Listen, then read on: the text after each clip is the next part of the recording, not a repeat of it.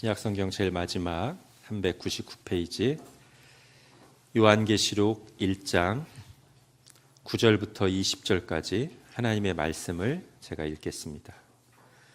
나 요한은 너희 형제요 예수의 환난과 나라와 참음에 동참하는 자라. 하나님의 말씀과 예수를 증언하였으므로 말미암아 반모라 하는 섬에 있었더니 주의 날에 내가 성령에 감동되어 내 뒤에서 나는 나팔소리 같은 큰 음성을 들으니 이르되 네가 보는 것을 두루마리에 써서 에베소, 서머나, 버가모, 두아디라, 사데, 빌라델비아, 라오디게아 등 7교회에 보내라 하시기로. 몸을 돌이켜 나에게 말한 음성을 알아보려고 돌이킬 때 7 금촛대를 보았는데 촛대 사이에 인자 같은 이가 발에 끌리는 옷을 입고 가슴에 금띠를 띠고 그의 머리와 털의 희기가 흰 양털 같고 눈 같으며 그의 눈은 불꽃 같고 그의 발은 풀무불에 단련한 빛난 주석 같고 그의 음성은 많은 물소리와 같으며 그의 오른손에 7 별이 있고 그의 입에서 좌우에 날선 검이 나오고 그 얼굴은 해가 힘있게 비치는 것 같더라. 내가 볼 때 그의 발 앞에 엎드러져 죽은 자 같이 되매 그가 오른손을 내게 얹고 이르시되 두려워하지 말라. 나는 처음이요 마지막이니 곧 살아있는 자라. 내가 전에 죽었었노라. 볼지어다 이제 세세토록 살아있어 사망과 음부의 열쇠를 가졌노니 그러므로 네가 본 것과 지금 있는 일과 장차 될 일을 기록하라.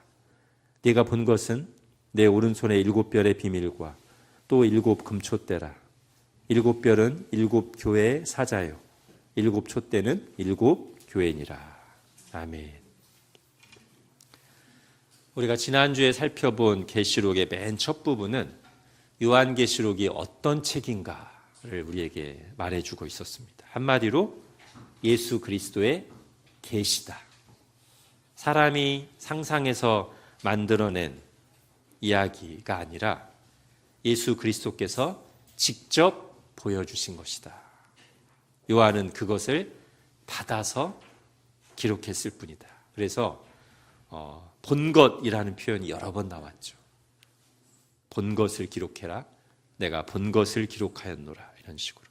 특히 구약 성경에 나오는 다니엘서와 같은 종류의 말씀이라는 것을 봤죠. 어떤 점에서 그렇죠? 첫 번째는 우주적인 장엄한 환상의 형태로 주어졌다. 다른 말로 하면 묵시라고 하죠.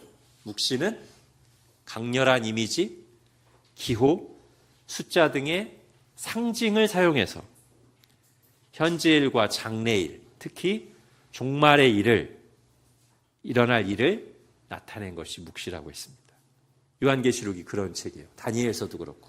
두 번째로 다니엘서 2장 28절에도 알게 하셨음이니이다 했고 계시록 1장 1절에도 알게 하신 것이라.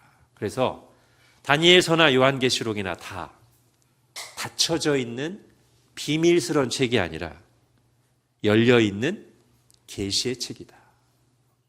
그러므로 세 번째, 거기서부터 당연히 나오는 내용은 이 책은 1장 3절에 보듯이 다른 모든 성경들과 마찬가지로 모든 시대 하나님의 백성들이 읽고 듣고 마음에 담고 실천하며 유익을 얻으라고 주신 책이다. 살펴봤습니다. 자, 이제 오늘 본문은 요한계시록 서론의 이제 뒷부분으로서 요한이 이 계시를 받을 때 상황을 기록하고 있습니다. 9절을 보십시오. 나 요한은 너희 형제요 예수의 환난과 나라와 참음에 동참하는 자라. 하나님의 말씀과 예수를 증언하였으므로 말미암아 반모라 하는 섬에 있었더니. 자, 요한은 반모섬에 갇혀 있는 상태입니다. 요즘 발음으로 하면 파트모스 섬이죠.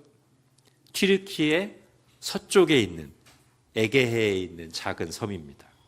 근데 왜 거기 갇혀 있다고 돼 있죠? 하나님의 말씀과 예수를 증언하였다는 이유로.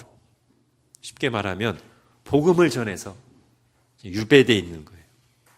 자, 육지와 떨어진 작은 섬에 가둬놨으니까 이것은 형벌인 동시에 어떤 목적도 있겠어요? 자유롭게 돌아다니며 말씀을 전하지 못하게 이제 막아놓은 그런 이유도 있겠죠. 격리한 거예요. 자, 그런데 앞뒤 좌우가 다 막히면 위가 열린다고 했던가요? 말씀을 전하지 못하게 반모섬에 홀로 격리 수용되어 있던 요한에게 위로부터 예수 그리스도의 계시가 임했습니다.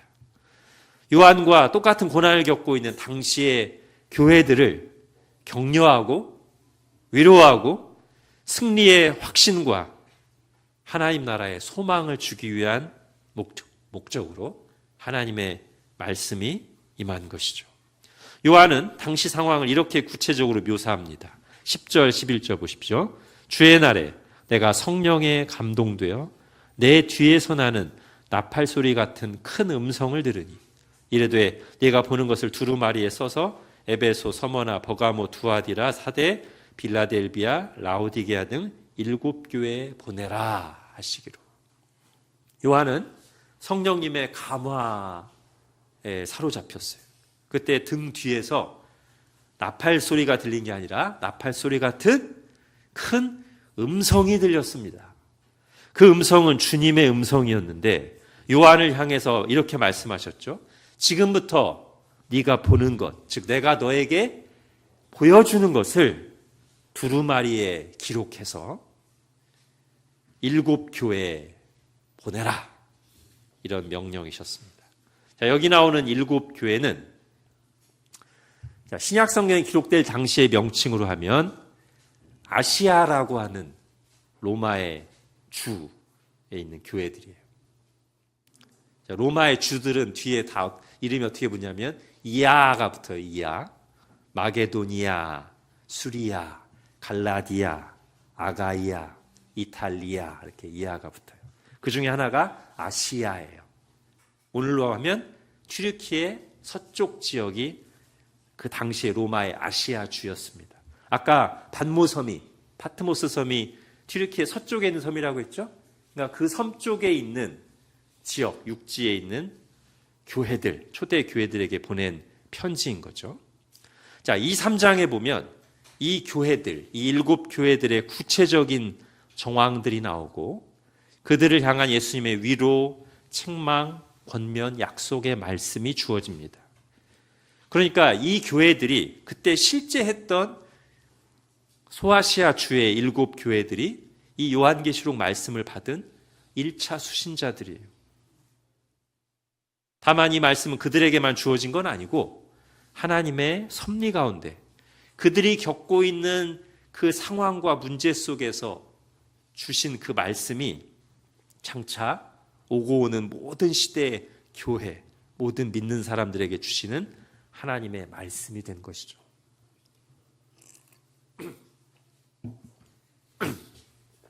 자, 뭐랑 비슷하냐면, 자, 7교회 중에 하나가 에베소 교회잖아요. 자, 신약 성경에 에베소서 있죠? 어떤 성경이에요? 바울이 에베소 교회에 보낸 편지입니다. 에베소 교회의 구체적인 상황과 문제 속에서 성령의 감화를 받아서 바울이 그 교회에 보낸 편지예요. 그러니까 1차 수신자는, 에베소서 1차 수신자는 그 당시 에베소 교회예요. 성령님이 감화하셔서 주신 이 말씀이 모든 교회를 위한 하나님의 말씀이 된 거라고요. 요한계시록도 똑같이 봐야 돼요. 자, 정리. 여기 나오는 7교회는 그 당시에 실제 했던 교회들이면서 모든 교회를 상징한다, 대표한다고 할 수 있다는 것입니다. 자, 지난주에도 제가 7이라는 숫자는 완전함, 충분함을 상징하는 숫자라고 했죠. 그러니까 7교회는 모든 교회를 상징하는 거예요. 자, 12, 13절을 보십시오. 몸을 돌이켜 나에게 말한 음성을 알아보려고 돌이킬 때 7 금촛대를 보았는데 촛대 사이에 인자 같은 이가 발에 끌리는 옷을 입고 가슴에 띠를 띠고 하면서 쭉 이제 16절까지 인자 같은 이의 모습이 이제 묘사됩니다. 자, 10절에서 등 뒤에서 이제 나팔 소리 같은 주님의 큰 음성이 들렸기 때문에 요한은 놀라면서 몸을 돌려 이제 뒤를 봤겠죠. 자, 그때부터 이제 요한의 눈앞에 환상이 쫙 펼쳐졌습니다. 근데 그 환상에서 딱 보인 게 뭐냐면 첫 번째는 7 금촛대가 보였어요. 그리고 그 촛대들 사이를 거니시는 인자 같은 이가 보였습니다. 자, 16절까지 이 인자 같은 이의 위엄 가득한 모습, 승리하신 주님의 모습이 여러 이제 상징적인 이미지로 묘사되고 있습니다. 자, 결국 요한이 이렇게 첫 번째로 계시를 받으면서 본 이 환상에는 크게 둘이 등장합니다. 하나는 인자 같은 이, 예수 그리스도죠. 또 하나는 7 금촛대, 20절에 보면 7 금촛대가 뭐라고 돼 있어요? 7 교회라고 돼 있어요. 그러니까 이 요한계시록 환상이 주어질 때 맨 처음 본 환상에 예수 그리스도와 교회가 등장합니다. 어렵지 않죠? 무슨 뜻이겠어요? 지금 주님께서 7 교회에 편지를 보내라 하는 주님의 음성이 들려서 뒤를 돌아봤더니 그 환상 속에 뭐가 있다? 승리하신 위엄이 넘치는 주님께서 7 교회 사이를 거니시는 모습이 보였다는 거예요. 무엇을 말씀하려고 하시는지 직관적으로 들어오지 않습니까? 지금 주님이, 승리하신 주님이 그들 교회와 함께 계시다는 것을 보여주시는 거잖아요. 지금 아시아에 있는 7 교회가 또는 이 7 교회로 대표되는 초대 교회들이 다 로마 제국의 박해와 우상숭배 문화 속에서 어려움을 겪고 있지만, 교회가 너무나 미약하지만 이 로마 제국이 몰아붙이는 이 박해의 광풍 속에 금방이라도 불이 꺼지고 촛대가 넘어지고 사라져버릴 것 같지만, 사실 지금 누가 이 교회를 보호하고 감독하고 다스리고 계신다? 예수 그리스도가 그렇게 하고 계신다는 거예요. 이 교회의 진짜 주인이 누구다? 예수 그리스도라는 거예요. 교회의 운명이 누구에게 달려있다? 예수 그리스도라는 거예요. 이것이 7 교회에 보내는 편지의 핵심 주제고, 사실은 요한계시록 전체의 핵심 주제라고도 말할 수 있습니다. 자, 이제 오늘 본문을 이제 하나의 숲으로 대략적으로 봤으니까 그 속에 있는 몇 개의 중요한 나무들을 좀 볼게요. 이건 약간 어려울 수 있습니다. 집중하셔야 됩니다.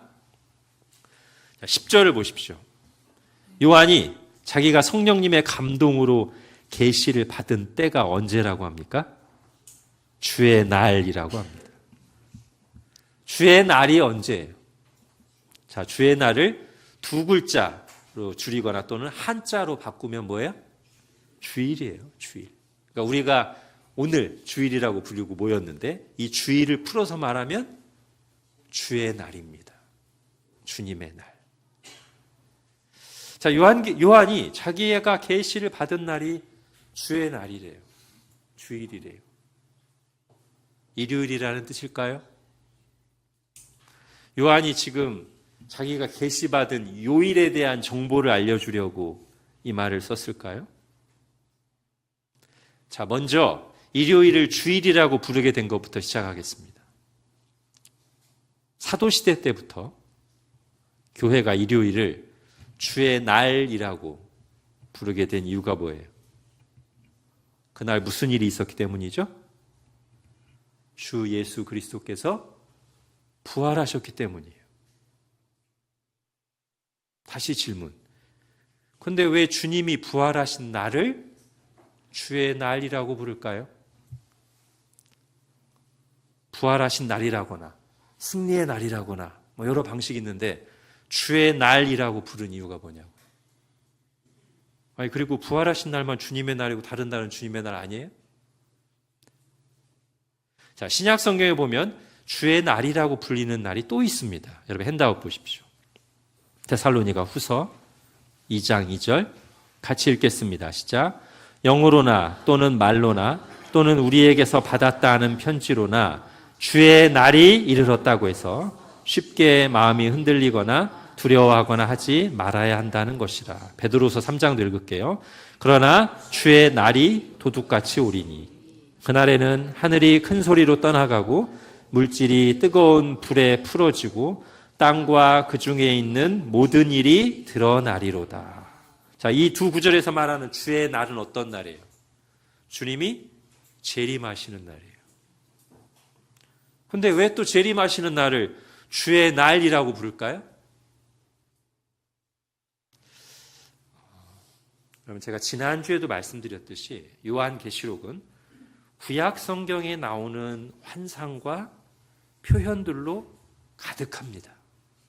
오늘 우리가 보고 있는 본문도 그렇거든요. 잠시 후 보겠지만 13절부터 16절까지 자세히 묘사되고 있는 이 환상 속 예수님의 모습은 거의 다 다니엘서에서 가져온 거예요. 에스겔서도 일부 있고요. 또 다른 성경도 약간 섞여 있지만 다니엘서의 환상에서 거의 가져온 거예요. 당장 13절에 나오는 인자 같은 이라는 표현이 그대로 다니엘서에서 가져온 표현입니다. 교회를 상징한다고 하는 금촛대도 역시 구약시대 성전 건물 안에 있던 성소에 있던 촛대, 그게 7개로 이렇게 돼 있거든요. 거기에서 가져온 거고요. 10절에서 요한이 등 뒤에서 들리는 주님의 음성을 나팔 소리 같은 음성이라고 했는데 이것 역시도 구약 성경에 등장하는 거예요. 하나님께서 당신의 백성들을 모으시고 그들에게 말씀하실 때 나팔 소리가 났거든요. 핸드아웃에는 없지만 제가 읽어드릴게요. 출애굽 후에 하나님께서 이스라엘 백성들을 시내 산으로 모이게 하십니다. 거기서 이스라엘 백성들에게 말씀하시는데 모세를 통해서 말씀을 주시거든요. 그 장면이 이렇게 기록되어 있어요. 우레와 번개와 빽빽한 구름이 산 위에 있고 나팔 소리가 매우 크게 들리니 나팔 소리가 점점 커질 때 모세가 말한즉 하나님이 음성으로 대답하시더라. 여기 나오는 이 나팔 소리, 음성, 여기서 사실상 가져온 거라고 할 수 있어요. 나팔 소리 같은 큰 음성을 들었다. 이 표현이. 이걸 통해서 뭘 말하고 싶은 거예요? 그때처럼 구약시대 하나님이 권능으로 임재하셔서 자신의 택한 백성이 이스라엘 백성들에게 나팔 소리를 울리면서 음성으로 말씀하신 것처럼 지금 나 요한에게 주님께서 오셔서 자기 백성인 교회들에게 말씀하고 계시다. 그것을 표현하려고 하는 거예요. 자, 이렇게 구약 성경에 나오는 표현들을 그대로 가져와서 지금 일어나고 있는 일의 의미를 드러내는 요한이 같은 이유로 주의 날이라는 표현을 썼다는 것이죠. 이 주의 날 역시 구약 성경에 많이 나오는 매우 중요한 말입니다. 자, 구약 성경 선지서 여러 곳에 나오는데요. 두 군데만 볼게요. 스바냐 1장 먼저 보겠습니다. 스바냐 1장 7절. 주 여호와 앞에서 잠잠할지어다. 이는 여호와의 날이 가까웠으므로 여호와께서 희생을 준비하고 그가 청할 자들을 구별하셨음이니라. 그 다음 요엘서 2장. 여호와께서 그의 군대 앞에서 소리를 지르시고 그의 진영은 심히 크고 그의 명령을 행하는 자는 강하니 여호와의 날이 크고 심히 두렵도다. 당할 자가 누구이랴. 여호와의 크고 두려운 날이 이르기 전에 해가 어두워지고 달이 핏빛같이 변하려니와 누구든지 여호와의 이름을 부르는 자는 구원을 얻으리니. 자, 먼저 스바냐서를 볼게요.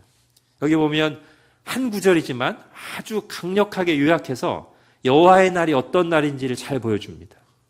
여호와의 날은 먼저 심판의 날이면서, 왜요? 여호와께서 희생 제물을 준비했다고 되어 있죠.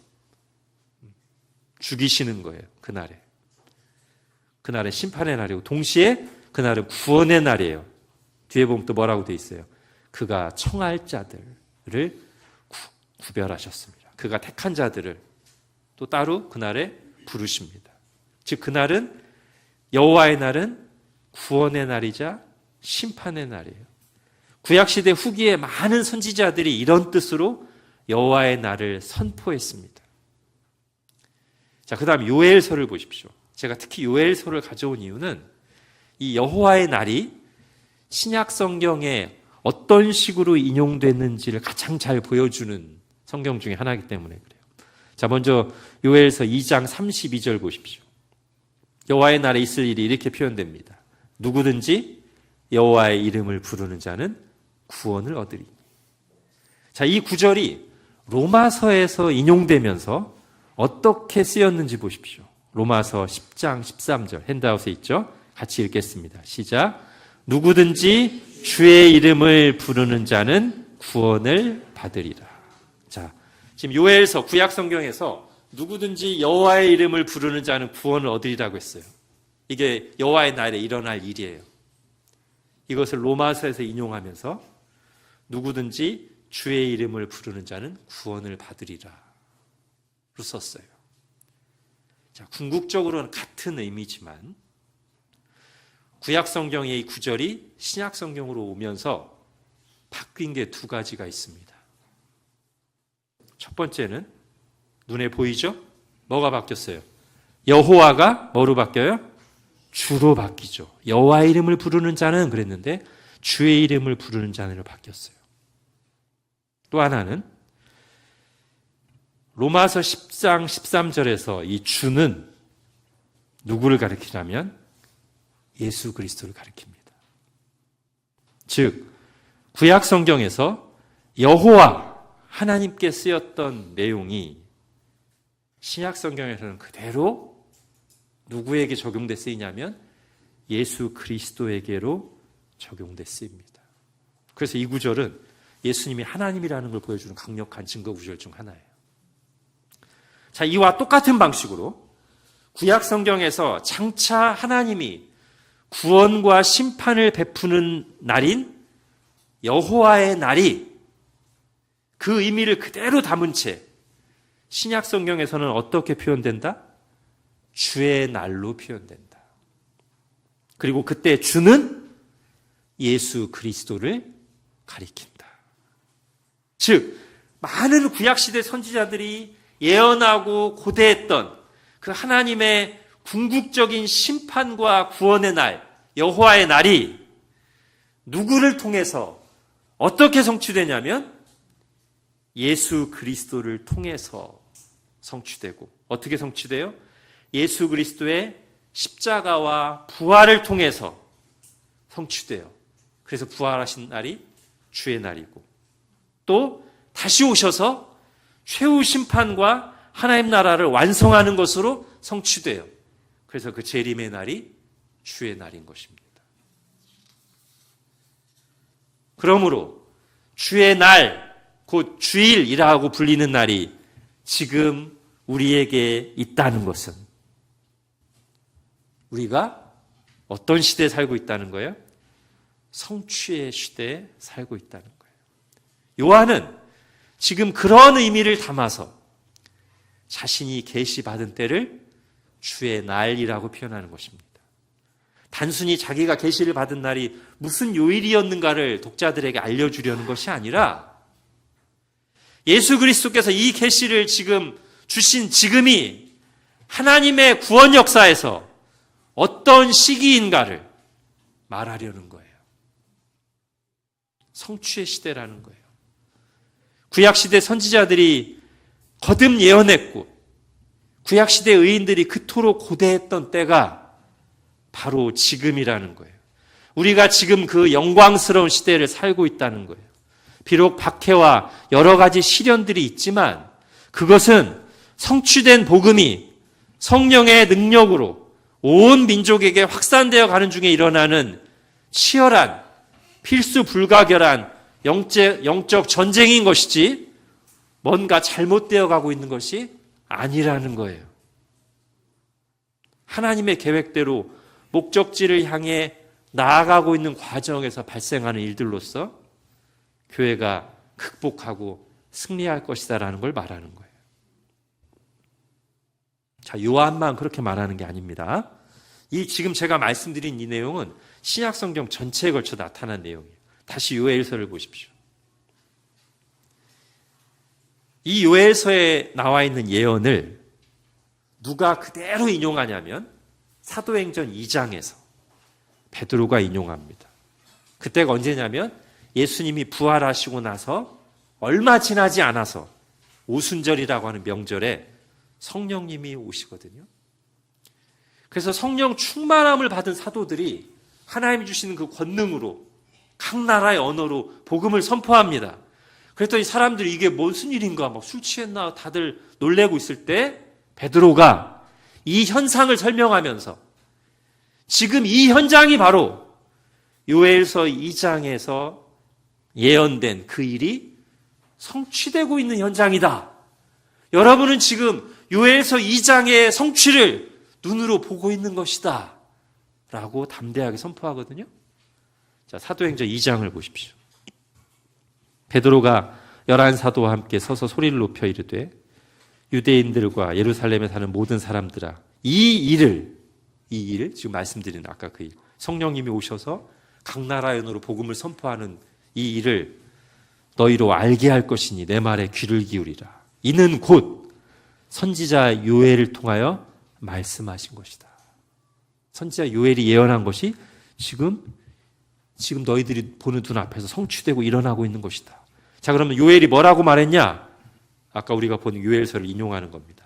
하나님이 말씀하시기를 말세에 내가 내 영을 모든 육체에 부어주리니 너희의 자녀들은 예언할 것이요 너희의 젊은이들은 환상을 보고 너희의 늙은이들은 꿈을 꾸리라.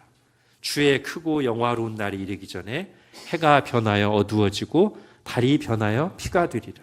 누구든지 주의 이름을 부르는 자는 구원을 받으리라 하였느니라. 어떻습니까, 여러분? 자, 그런데 지금 이 사도행전 2장에서 주의 깊게 봐야 될 또 다른 단어가 하나 있어요. 17절 두꺼운 표시로 되어 있죠. 베드로가 뭐라고 말합니까? 말세라고 말합니다. 베드로는 지금 자기가 말하고 있는, 지금 성령님이 오셔서 여러분들이 보고 있는 이 현상이 일어나고 있는 이 지금이, 즉 예수 그리스도께서 십자가와 부활을 성취하시고 믿는 사람들에게 성령님이 임하시는 시대인 지금이 어떤 시대다? 말세다. 마지막 때다. 라고 분명하게 선언하고 있는 거예요. 자, 신약 성경 여러 곳에서 같은 내용을 말합니다. 베드로전서 1장 같이 읽을게요. 시작. 그는 창세전부터 미리 알린 바 되시니나 이 말세에 너희를 위하여 나타나신 바 되었으니. 이 말세가 무슨 뜻이에요? 말세인 지금 이런 뜻이잖아요. 그렇죠? 자, 고린도전서 10장도 똑같은 얘기를 합니다. 시작. 그들에게 일어난 일은 본보기가 되고 또한 말세를 만난 우리를 깨우치기 위하여 기록되었느니라. 지금 말세를 살아가고 있는 우리라고 말하는 거죠. 그죠? 자, 언제가 말세예요? 언제가 마지막 때예요? 세상이 온통 요지거기고 혼탁한 시절? 세상 말세다 찌찌찌. 아니면 지금보다 막 더 세상이 어두워지고 망가져서 그야말로 멸망이 임박한 미래의 어떤 특정한 시기가 말세인가요? 자, 성경이 말하는 말세는 그게 아닙니다. 지금이 말세고요. 그리고 성경이 말하는 말세에는 부정적인 의미보다는 긍정적인 의미가 더 커요. 구약시대 선지자들이 내다보았던 메시아를 통한 구원과 심판이 성취되는 시기 전체가 말세입니다. 그 말세는 예수 그리스도께서 오심으로써 이미 시작됐고요. 아까 봤죠? 그래서 이미 신약 성경에 기록되었던 2000년 전에 사도들이 활동할 때 이미 그때를 말세라고 했어요. 이 말세는 언제 끝나요? 주님께서 재림하실 때 끝나요. 정리하면 예수님이 처음 오신 때부터, 출임 때부터 예수님이 다시 오실 때까지, 재림 때까지의 전체 기간이 뭐다? 말세다. 마지막 때다. 이 말세의 전체 기간 전체가 성취의 시대예요.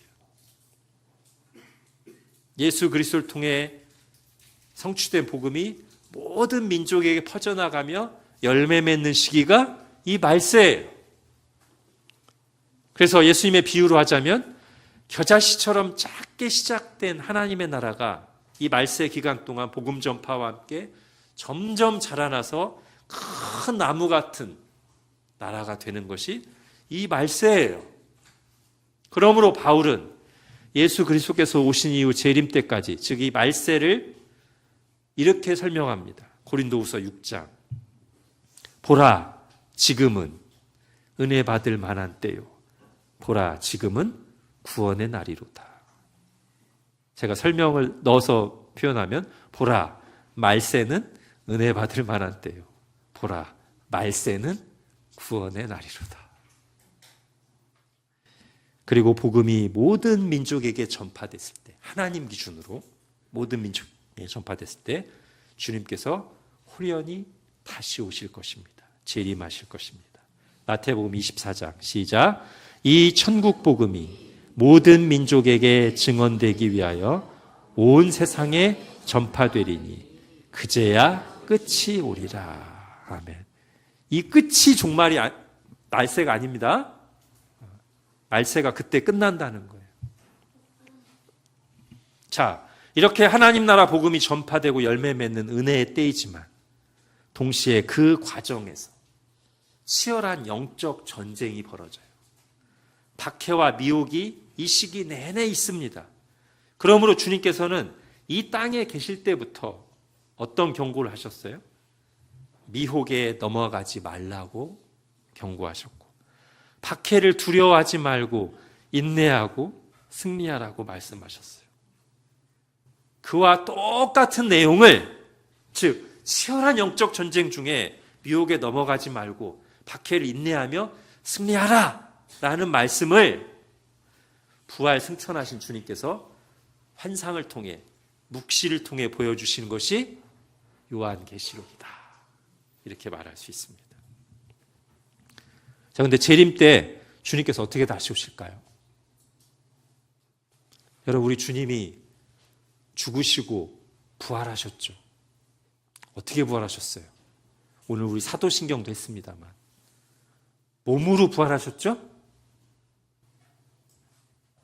영과 육이 분리되는 걸 성경에서 죽음이라고 합니다. 근본적으로는 하나님과 단절되는 게 죽음이고, 일반적인 죽음은 영과 육이 분리되는 거예요. 영은 없어지지 않아요. 그럼 죽음의 문제가 해결된다는 건 뭐냐면 영과 육이 다시 하나로 연합돼서 온전한 인간이 되는 거예요. 그게 부활이에요. 그것을 우리 주님께서 첫 열매로 우리에게 보여주셨죠. 몸으로 부활하셨고 제자들이 다 만져보고 제자들에게 나타나셨어요. 그리고 그 부활한 몸을 입고 하늘로 승천하셨어요. 그러면서 뭐라고 말씀하시냐면 재림 때 하늘로 올라가심을 본 그대로, 그 부활하신 주님이 그대로 다시 재림하신다고 했어요. 그래서 재림의 방법은 강림이에요. 하늘로부터 그 부활하신, 승천하신 그분이 그대로 내려오시는 거예요. 재림 때 그렇게 하신다고요. 그렇기 때문에 그 전까지, 우리 예수님께서 강림하실 때까지, 다시 오실 때까지 여기에 그리스도가 있다, 저기에 예수가, 재림 예수가 있다 하는 말들은 다 뻥이다, 다 사기다, 다 거짓말이다, 미혹되지 말라고 우리 주님께서 누누이 말씀하셨어요. 그런데도 한국에만 해도 지금 재림 예수의 영이 자기들 교주에게 임했다고 주장하는 이단들이 허다합니다. 몸은 어디다 두고 오셨대? 몸으로 부활하셔서 승천하셨는데 몸은 어디다 두시고 영만 자기들 교주에게 오셨다고 그래요.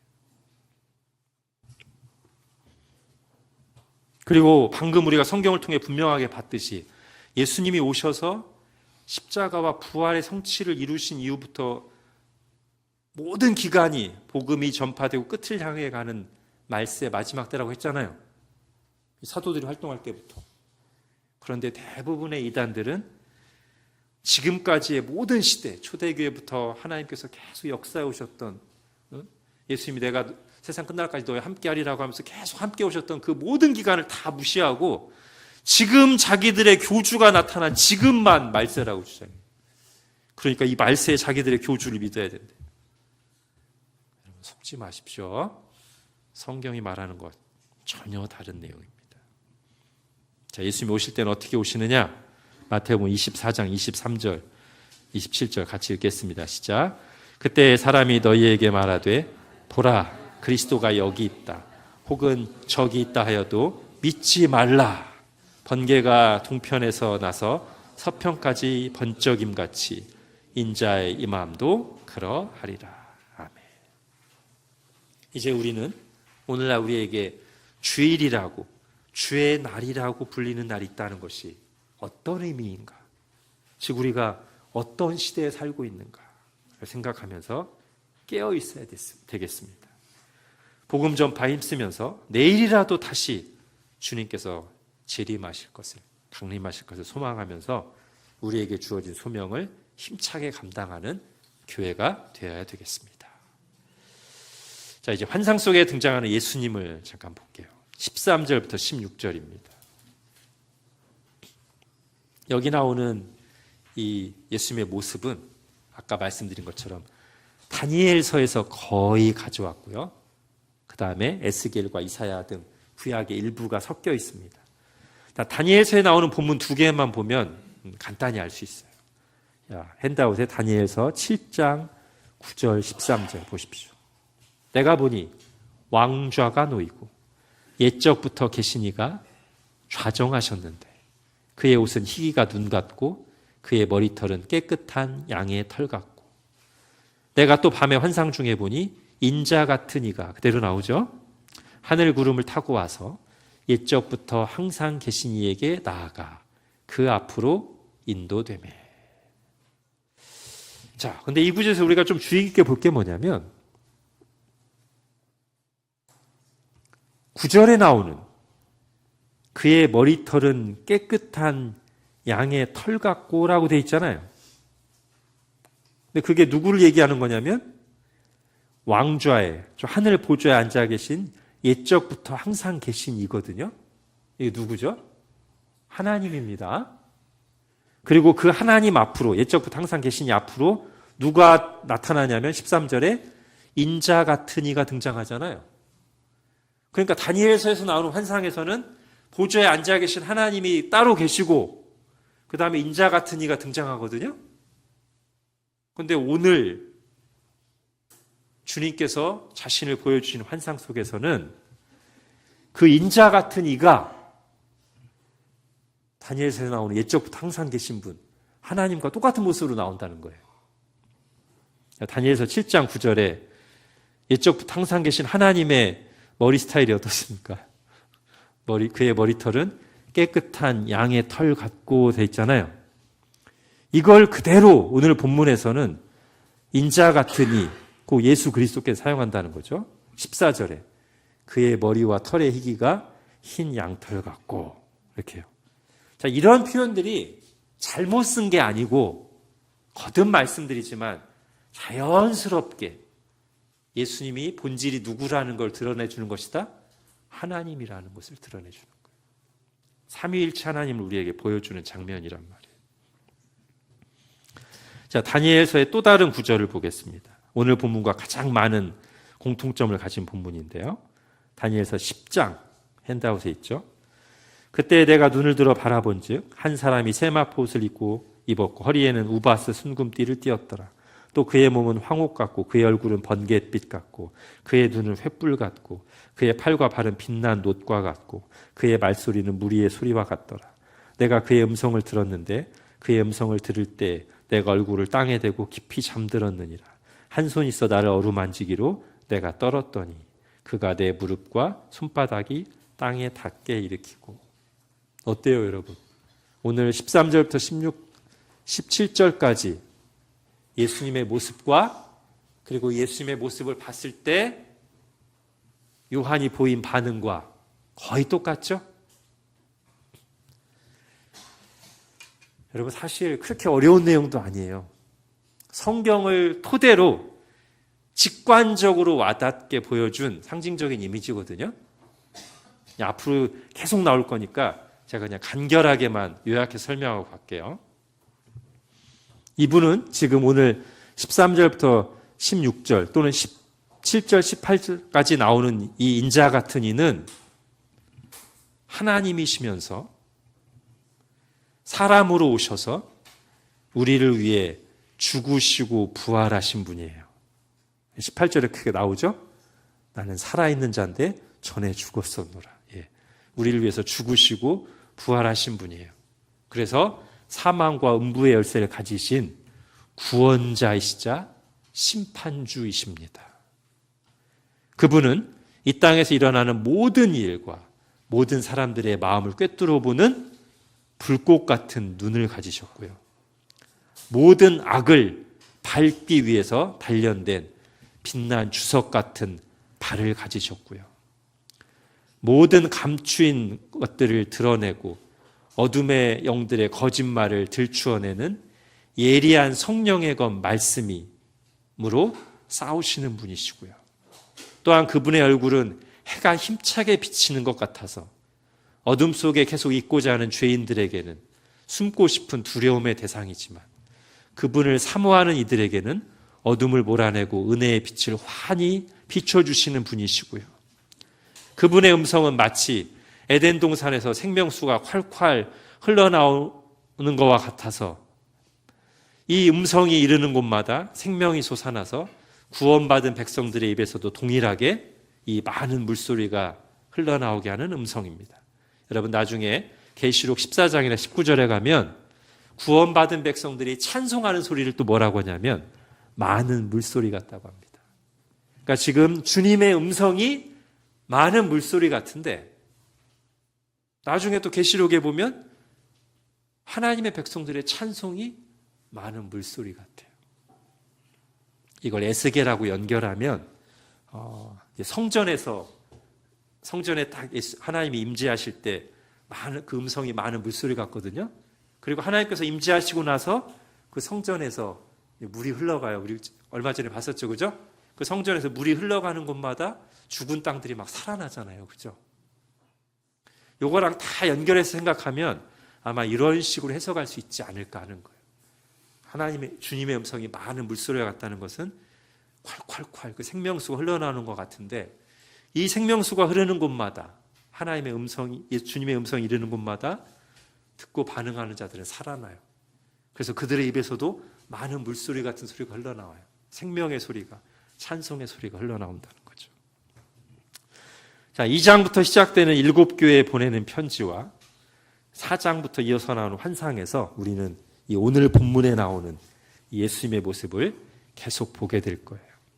그리고 예수님은 바로 이 모습으로, 이 구원주와 심판주의 모습으로 어둠의 영과 대적해서 싸우시고 자기 교회를 위해서 싸우시는 것을 우리는 계속 보게 될 것입니다.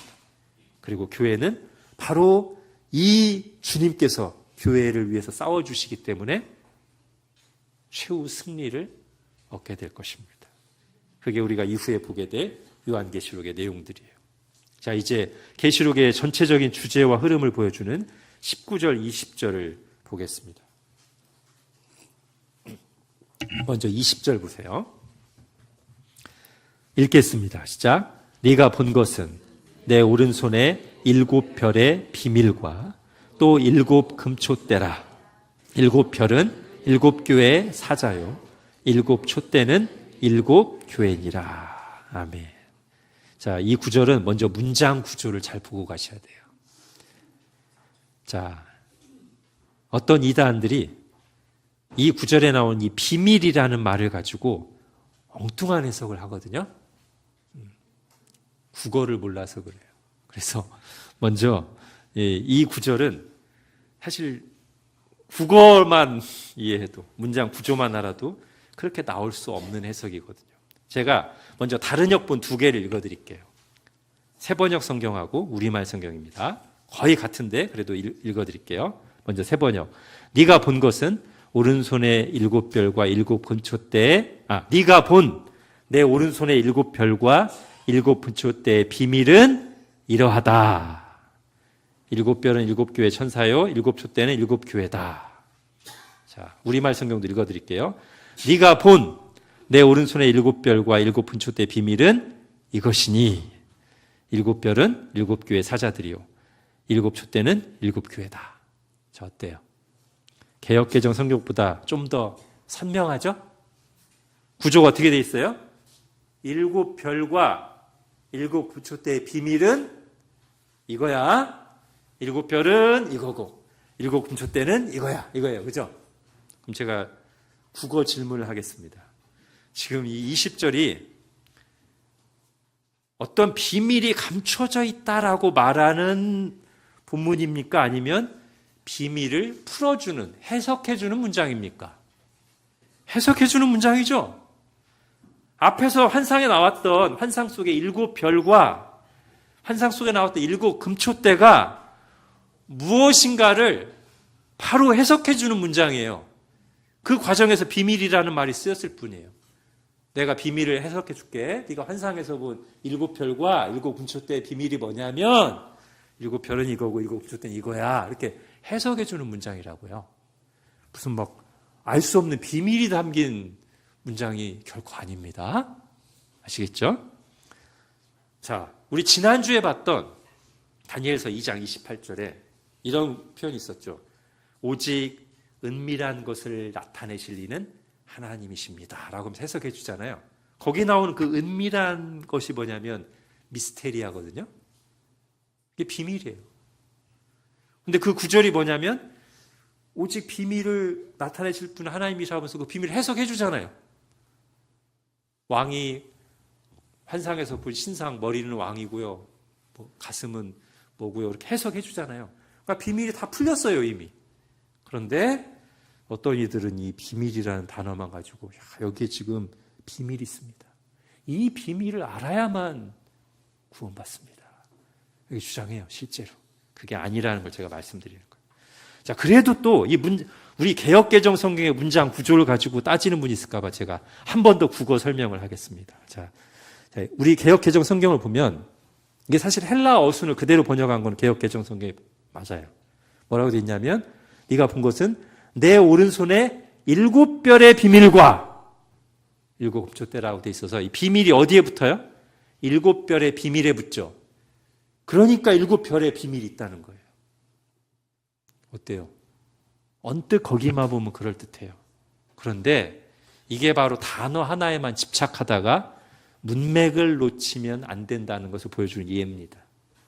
그 뒤에 이어서 나오는 내용이 뭐죠? 일곱 별의 비밀과 일곱 금초대라 하고서는 일곱 별과 일곱 금초대가 각각 무엇인지 해석해주고 있잖아요. 그죠? 일곱 별만 비밀이 있으면 왜 뒤에서 일곱 별과 일곱 금초대 두 개를 다 해석해 줍니까? 여러분, 우리도 같은 말을 반복해서 쓰지 않고 같은 말은 한 번만 쓰는 경우가 있고요. 특히 영어나 헬라어 계열은 더 그렇습니다. 즉, 원래 이 문장은 일곱 별의 비밀과 일곱 금초대의 비밀이야. 일곱 별은 뭐고 일곱 금초대는 뭐야? 라고 하면 이제 완전한 문장인데 비밀이 두 번 들어가니까 앞에 하나만 쓰고 뒤에는 뺀 거란 말이에요. 왜? 그렇게 해도 뒤에서 일곱 별과 일곱 촛대 두 개를 다 해석해 주니까 앞에 비밀이란 말 한 번만 써도 다 누구나 국어를 아는 사람이면 누구나 다 알 수 있으니까 비밀을 한 번만 쓴 거예요. 그래서 이런 원래 이 글의 의도를 다 잘 이해한 번역들이 아까 제가 읽어드린 것처럼 다 그렇게 번역했단 말이에요. 일곱 별과 일곱 금초대의 비밀은 이러하다. 일곱 별은 일곱 교회 사자고 일곱 금초대는 일곱 교회다. 이렇게요. 이 구절의 비밀은 없습니다. 이 구절에서 이미 비밀이 풀렸습니다. 자, 그런데 이제 약간 어려운 게 있어요. 일곱 교회 사자가 뭘까요? 자, 일곱 교회 사자. 먼저 문맥상 일곱 교회에서 보낸 사자는 아닙니다. 우리가 보통 주님의 사자라고 하면은 주님이 보낸 사자잖아요. 그죠? 일반적으로는. 여기 그러니까 일곱 교회 사자, 그러니까 일곱 교회에서 보낸 사자? 아니라는 거예요. 이거는 문맥을 보면 너무 자연스럽게 나와요. 오늘 본문에서의 일곱 교회 사자는 일곱 교회를 위한 사자. 일곱 교회를 위해서 주님이 보내신, 세우신 사자. 즉, 일곱 교회를 맡은 또는 일곱 교회를 책임지는 또 일곱 교회를 섬기는 사자. 그런 의미로 봐야 맞아요. 문맥상.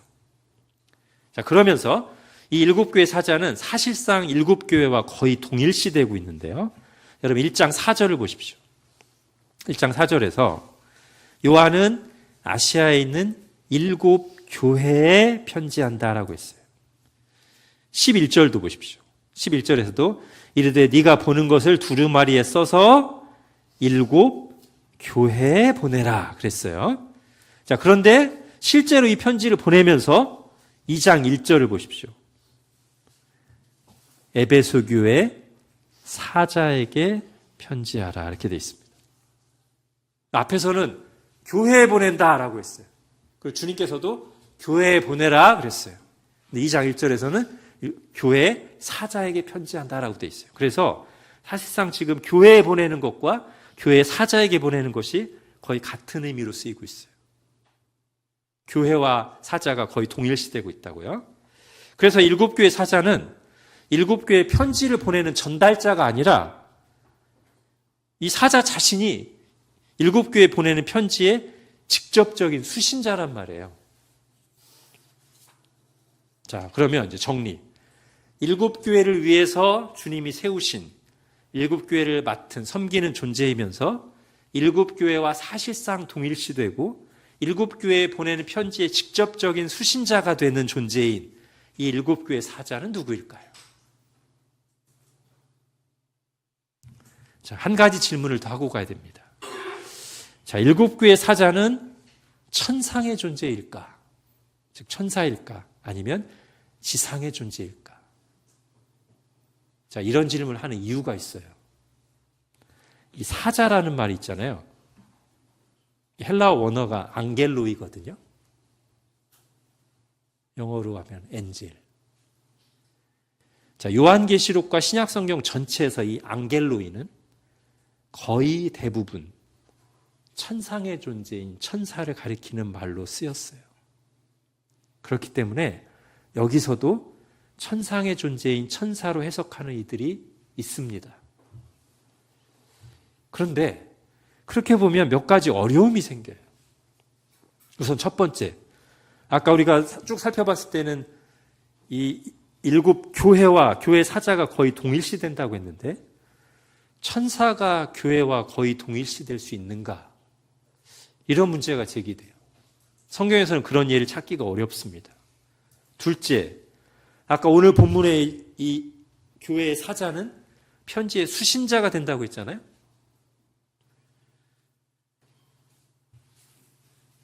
근데 천사가 교회에 보내는 편지의 수신자가 될 수 있는가?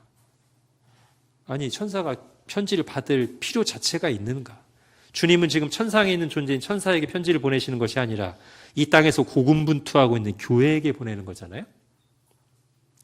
마지막으로 세 번째, 주님으로부터 본 것을 두루마리에 써서 교회에 보내라는 명령을 받은 사람이 요한이라는 사실도 고려해야 돼요. 요한이 천사들에게 편지를 써보내는 것이 가능한가의 문제가 생긴다는 거죠. 그래야 할 이유도 없고, 요한은 주님에게 받은 계시를 자기가 본 것을 그 당시에 이 지상에 있는 교회가 알아들을 수 있는 언어로 써서 그들에게 보내라는 명령을 받았습니다. 이런 이유들을 종합해 볼 때 일곱 교회의 사자는 천상의 존재인 천사로 보는 것이 적절하지 않아 보인다는 거죠. 그러면 이제 일곱 교회의 사자는 지상의 존재로밖에 볼 수 없는데 교회와 거의 동일시되면서 교회를 맡아 섬기기 위해서 주님께서 세우신 존재이면서 교회에 보내는 편지의 직접적인 수신자가 될 수 있는 사람이 누굴까요? 자연스럽고 합리적인 결론은 각 교회를 맡아 섬기는 사역자라고 보는 것입니다.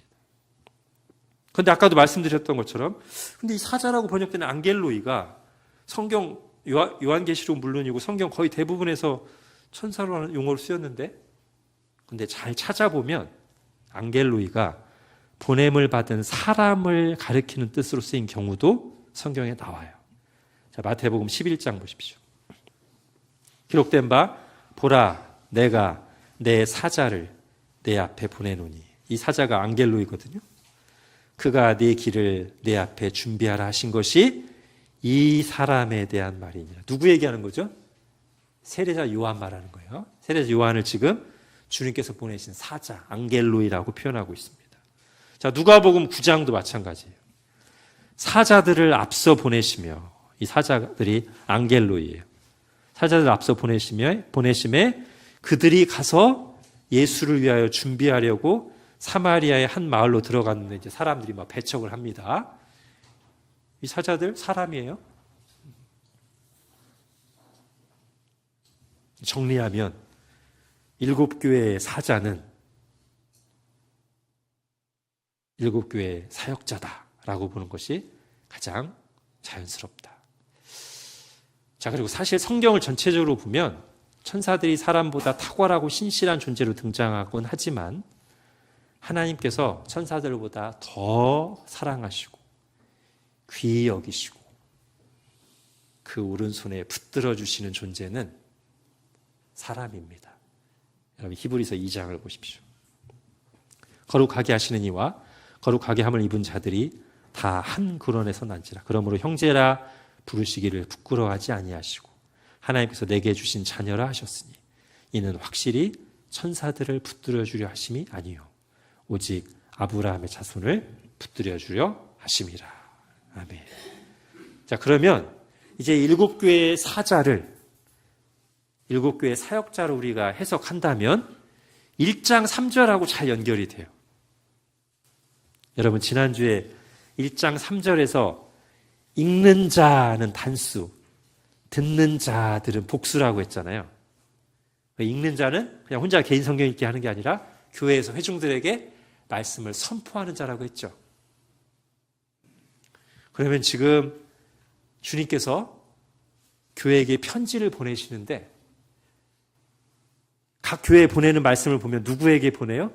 그 교회의 사자에게, 사역자에게 보내요. 그러면 그 교회 사역자가 이 두루마리 말씀을 받아서 어떻게 할까요? 읽는 거죠. 회중들을 모아놓고 선포하고 이 말씀에 따라서 권면하는 겁니다. 그러면 회중들이 그 말씀을 이 두루마리를 잘 듣는 거예요. 그래서 함께 이 말씀들을 지킬 때 복이 있다라고 하는 1장 3절 말씀이 적용되는 거겠죠? 자, 이제 마지막으로 19절을 보겠습니다. 오늘 좀 길어졌는데요. 거의 다 됐습니다. 마지막 19절. 지금 본 것과 네가 본 것과 지금 있는 일과 장차 될 일을 기록하라. 자, 지금 본 것은 네가 본 것은 20절에 오늘 1장 환상에 나오는 7교회 7별과 7금초대라고 해석해 주셨죠? 그럼 그 뒤에 나오는 지금 있는 일과 장차 될 일이 뭐냐는 겁니다. 자, 이게 이제 요한계시로 바라보는 중요한 관점이기 때문에 여러분 잘 들으셔야 돼요. 종종 지금 있는 일은 2, 3장에 나오는 7교회 편지에 대한 내용이고 장차 될 일은 4장 이후로 나오는 환상들의 이야기다라고 해석하는 경우가 종종 있어요. 그렇게 해석을 하고 나면 이제 4장 이후의 환상들은 죄다 7교회 이후에 미래에 일어날 예언들로 보게 돼요. 그러면서 이제 막 그 환상들을 엉뚱하게 이제 역사의 사건들하고 연결하면서 7교회와는 아무 상관도 없는 미래의 이야기들로 다 이게 맞추면서 해석하거든요. 그러면서 이제 온갖 엉터리 해석들이 나오는 거예요. 여러분 우리가 잘 보면요. 4장 이후의 환상들 속에는 미래의 일만 있는 게 아니라요. 이미 일어난 복음 사건이 있고요. 그리고 진행 중인 사건이 있고요. 그러면서 그 일들이 나중에 어떻게 마무리될지 미래의 일이 함께 나오는 거예요. 그러니까 환상 속에 뭐가 있냐면 지금 있는 일과 장차 될 일이 같이 들어있어요. 마찬가지로 2장, 3장에 7교회 보내는 편지 속에도 지금 7교회가 경험하고 있는 일만 있는 게 아니라 가까운 장래에 그들에게 일어날 일과 심지어 마지막 때 그들에게 주어질 상까지 언급돼요. 그러니까 7교회에 보내는 편지에도 지금 있는 일과 장차 될 일이 함께 들어있어요. 그러니까 요한계시록을 어떻게 보셔야 되냐면, 요한계시록은 영적 싸움의 얘기거든요. 근데 주님 때문에 교회가 이긴다는 내용이거든요. 근데 그거를 투 트랙으로 보여주는 거예요. 먼저는 2장 3장에서 지금 그 7교회가 겪고 있는 일을 권면과 위로와 책망과 약속의 형태로 우리가 알아들을 수 있는 일반 편지의 언어로 2장 3장에서 권면하고 말씀하셨다면 4장 이후의 환상에서는 그거를, 그 똑같은 내용을 하늘의 장엄한 환상으로 다시 한번 강렬하게 상징적인 이미지로 보여주시는 거예요. 그래서 여러분, 2장 3장의 편지 보면 이제 교회마다 상황들이 다르니까 조금씩 디테일은 다르지만 주제는 다 똑같거든요. 2장 3장에 나오는 교회 보낸 편지도 다 이런 내용이에요. 내가 너희들 고생하는 거 잘 알고 있어. 네가 얼마나 고군분투하고 영적 싸움 싸우는지 잘 알고 있단다. 힘내라. 뒷걸음치지 말고 계속 싸우거라. Keep going. 인내해라. 내가 너에게 승리와 영원한 상을 줄 것이다. 이게 2장 3장에 나오는 편지들의 주제예요. 근데 4장 이후에 나오는 묵시에도 똑같아요. 거기에 교회가 여러 가지 이미지로 등장하거든요. 14만 4천으로 등장하고, 흰옷 입은 사람들로 등장하고, 두 증인으로 등장하고, 어린 양의 신부로 등장하고, 새 예루살렘 성으로 등장하고, 여러 모양으로 등장하는데 주요 내용은 영적 전쟁이에요. 짐승으로 묘사된 사탄과 그 사탄의 쫄개들인 세상과 싸우다가 고난을 겪기도 하고 심지어 죽기도 하는 그런 내용이에요. 그런데 바로 그 환상 속에서도 주님께서 교회를 향해서 너희는 인내하고 싸우라는 음성이 들린단 말이에요. 그리고는 결국 그 환상의 주제는 주님께서 오늘 우리가 1장에서 본 이 주님, 입에서 검이 나가고 얼굴이 비치고 주석 같은 발을 가지고 있고 이 강력한 주님께서 교회를 위해서 앞장서서 싸우시기 때문에 교회가 승리한다. 이 내용이거든요. 그러니까 2장, 3장의 주제와 4장의 환상의 주제가 똑같아요. 그래서 앞으로 우리가 요한계시록 계속 볼 때는 이렇게 2장, 3장 교회 이야기와 4장의 환상 이야기가 어떻게 연결되는지를 함께 보면서 요한계시록을 볼 것이고, 바로 그 이야기는 오늘 이 땅에 있는 교회인 우리의 이야기라는 사실을 생각하면서 요한계시록을 보겠습니다. 이제 마무리하겠습니다. 이 편지가 주어질 때 현실 속의 교회는 광풍 앞에 촛불과 같습니다. 맹수 앞에 어린 양 같습니다. 당장이라도 꺼져버릴 것 같고 맹수 앞에 찢겨 삼키울 것만 같습니다. 교회를 박해하고 있는 로마 제국과 세상이 그렇게 생각하기 쉽고 또 누구도 그렇게 생각하기 쉬워요. 로마 제국의 박해를 받고 있는, 세상에서 시달리고 있는 교회 스스로도 교회를, 이 영적 싸움의 결말을 그렇게 생각하고 낙심하고 위축되고 두려워하고 지치고 부정적인 생각에 빠지기 쉽다는 거예요. 그리고 어쩌면 그게 오늘날 교회가 너무나 연약한 모습을 보이고 세상으로 지탄받고 있는 우리의 교회에 대한 생각일 수도 있어요. 주님께서는 그런 상황에 있는 교회들을 깨우치시고 소망과 확신을 보여주시기 위해서 어떤 환상을 보여주신다?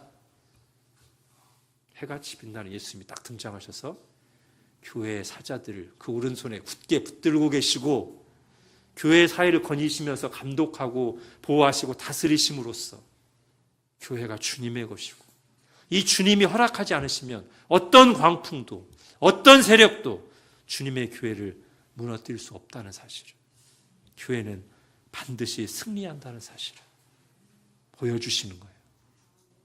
너희도 스스로를 그렇게 생각하라는 거예요. 교회만 보지 말고 예수 그리스도와 교회를 함께 보라는 거예요. 그러므로 오늘 본문에 나온 이 환상, 이 내용은 요한계시록 앞으로 나올 모든 내용들의 주제를 보여주는 것과 같아요. 예수 그리스도께서 이미 이기셨고 그가 붙들고 계시고 함께 하시는 교회도 승리할 것입니다. 기도하겠습니다. 하나님, 우리가 우리 자신을 볼 때 너무 한심하고 연약하고 소망 없어 보일 때가 많습니다. 세상이 교회를 볼 때도 그렇게 보일 때가 많습니다. 그래서 우리가 스스로 미운 오리 새끼 같은 자의식을 가지고 위축되고 부정적인 감정에 빠져 살아갈 때가 있음을 고백합니다. 또는 그러진 않더라도 교회가 이 땅에 왜 존재하는지, 얼마나 이 성취의 시대에 영광스러운 존재이며 중요한 소명을 가지고 있는지를 잊은 채 그저 먹고 살기에만 급급하게 살 때도 많습니다. 주님, 저희가 오늘 보여주신 것을 비롯하여 앞으로 계속 보게 될 이 요한계시록의 묵시를 통해, 주님의 말씀을 통해 주님의 마음을 듣기 원합니다. 교회를 어떻게 바라봐야 될지, 우리 스스로 어떤 자의식을 가져야 될지, 어떤 소명의식을 가지고 살아야 될지를 말씀 속에서 보기 원합니다. 듣기 원합니다. 우리를 깨우쳐 주시고, 그래야 해서 우리가 정말로 주님이 오른손으로 붙들고 계시며 함께하고 계시는 교회로서의 자의식을 가지고 담대하게 우리에게 주어진 이 시대적 소명을 감당하는 교회로 살아가게 하여 주옵소서. 예수님의 이름으로 기도합니다.